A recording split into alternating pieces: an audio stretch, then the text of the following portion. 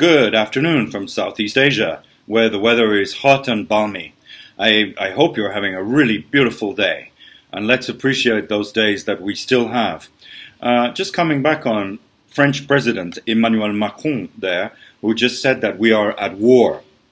And he said that we are at war not with an army and not with a nation, but with an invisible enemy. Now that, of course, apart from being very colorful language, is completely true and will turn out to be prophetic. So it will turn out that he is predicting the future. Of course, he is one of a handful of people who are currently shaping the future at the European Union. So let's have a look at this war then. What's this really going to be? So I'm going to come back on all of the symptoms of the war that is starting now. But of course, it's not only COVID-19 and it's not only climate change, for example.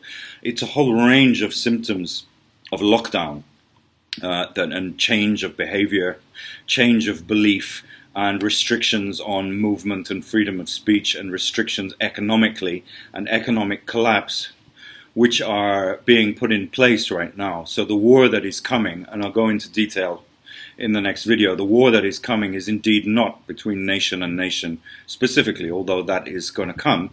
The war that's coming will be a war to survive, a war over scraps, a war over how to get the necessary stuff just to keep on living with your family, whereas your neighbors can't get it, okay? So it's going to be person against person, gender against gender, so-called sexual orientation against sexual orientation.